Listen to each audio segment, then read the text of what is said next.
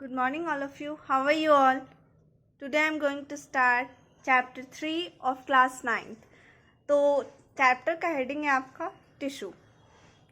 तो फर्स्ट हम लोग टिश्यू का हिंदी क्या होता है ऊतक। टिश्यू किससे बना हुआ है? सेल, बहुत सारे सेल से मिलकर बना हुआ है। तो फर्स्ट हम लोग को पढ़ना है डिवीज़न ऑफ लेबर, यानी कि काम के हिसाब से बंटवारा, यानी इसको बांट दिया गया है कि वो किस हिसाब से काम कर रहा है, उसको अलग अलग टाइप्स में बांट दिया गया। In chapter 3 it has been described that all living organism are made up of cells. आपको चैप्टर 3 में बताया जाएगा कि यही चैप्टर 3 है। तो कि आपका जितने भी लिविंग ऑर्गेनिज्म है वो सब सेल से मिलके बने हुए हैं।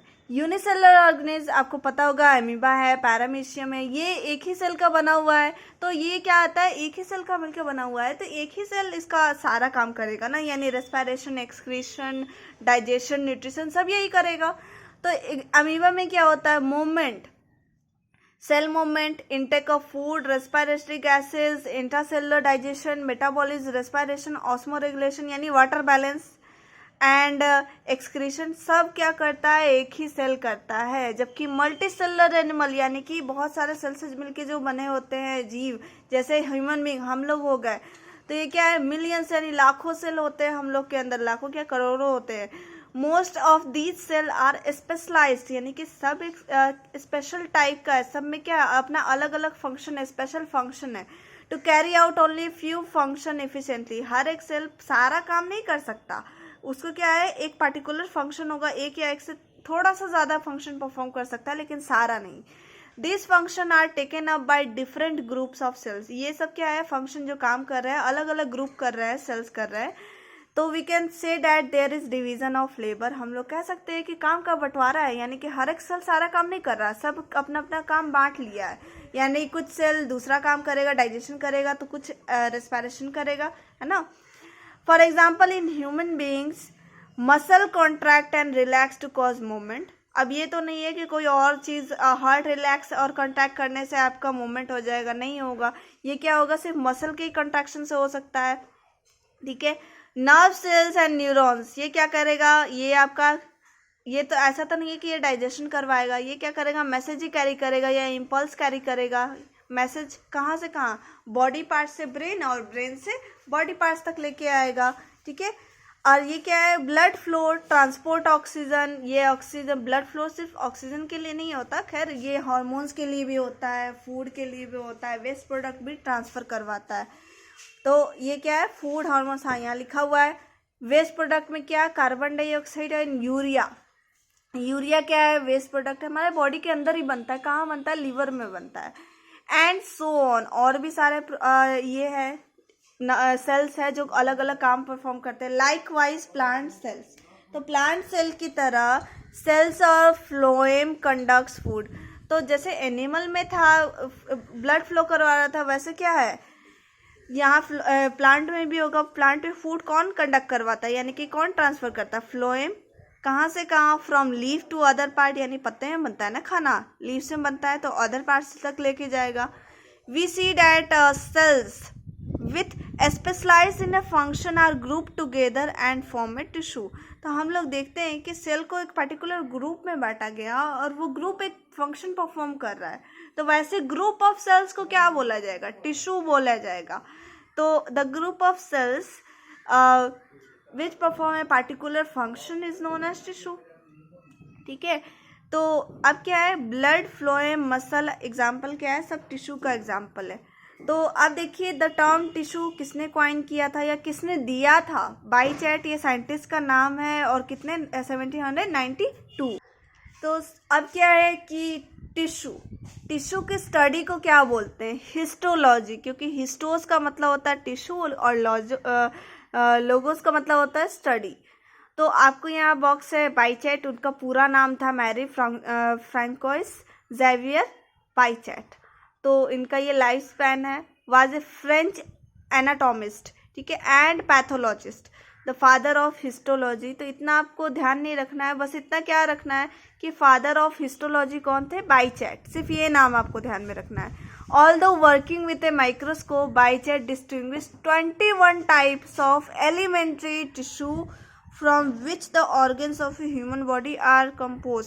तो उन्होंने स्टडी करके देखा माइक्रोस्कोप के हेल्प से, तो अलग अलग यानी कितने टाइप, लगभग 21 टाइप के टिश्यूज़ को देखा उन्होंने, जो कि हम लोग के अलग अलग ऑर्गन में थे, अंग में थे।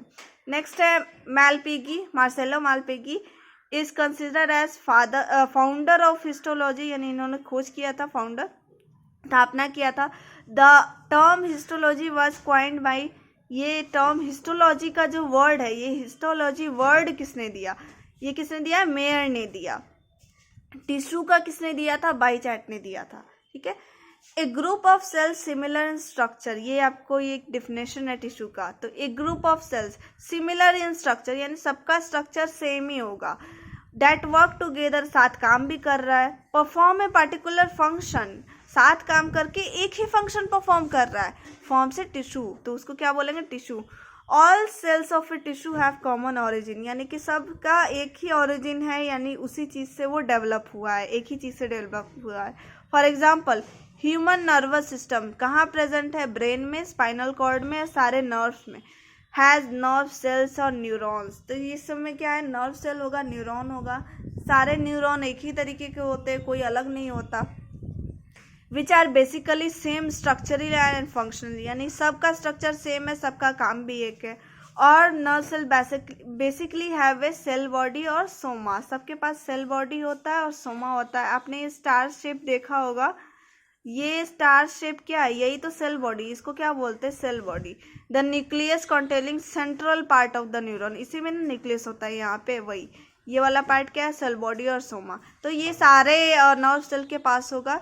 which has two types of branches, namely dendrites to receive message and an axon to convey away message away from the soma। तो यहाँ आप देखिए, यहाँ बगल में डायग्राम बना ही हुआ है। तो ये क्या था, सेल बॉडी, ये आपको लिखा ही है सेल बॉडी। तो इसमें ब्रांचेस होते हैं, जैसे देख लो ये छोटा छोटा ब्रांचेस है, स्मॉल ब्रांचेस, और एक इसमें लॉन्ग ब्रांच है, ये वाला, ये आपको नजर आया, ये क्या है, पूरा ये इसका एक ब्रांच है, लॉन्ग ब्रांच। तो डेंड्राइट्स, ये क्या है, ये डेंड्राइट्स है आपका।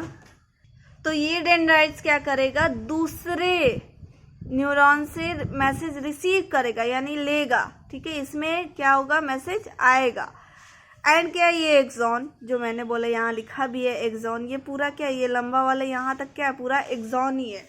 तो ये लंबा ब्रांच है, एक ही होता है ये, तो ये लंबा ब्रांच है टू कन्वे मैसेज, यानी कि यहाँ से मैसेज आएगा।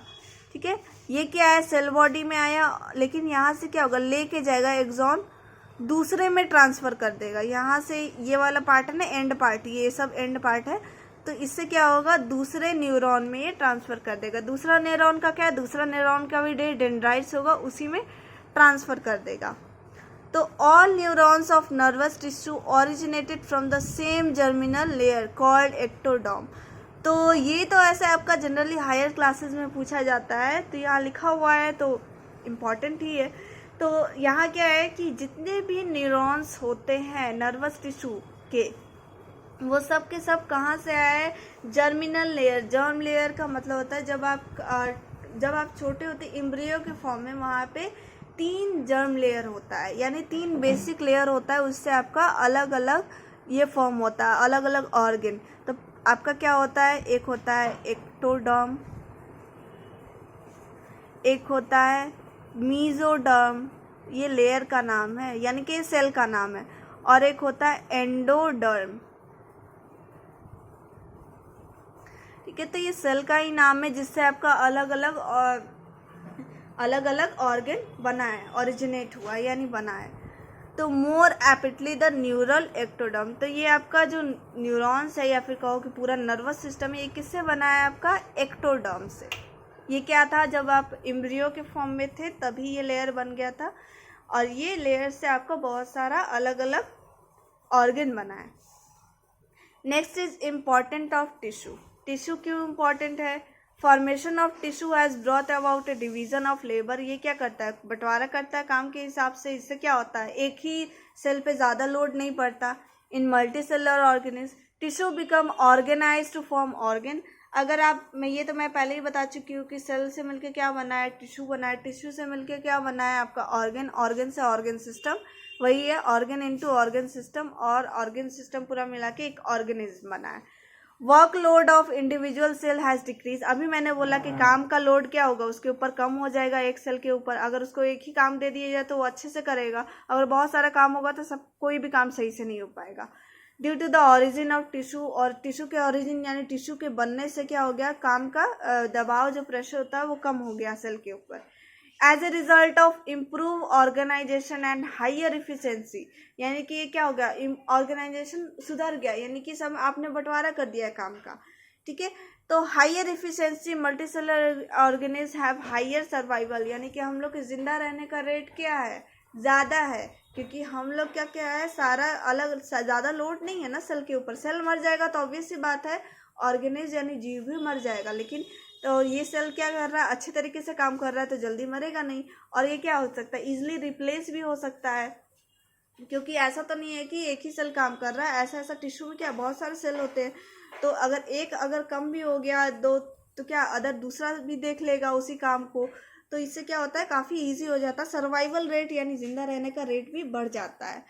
तो फिलहाल के लिए इतना ही तक। अब हम लोग देखेंगे कि प्लांट और एनिमल अलग अलग टाइप के टिश्यू से क्यों बने होते हैं, या फिर सेल से क्यों बने होते हैं, क्योंकि टिश्यू क्या सेल से ही मिलके बना हुआ होता है। तो फिलहाल के लिए इतना ही तक।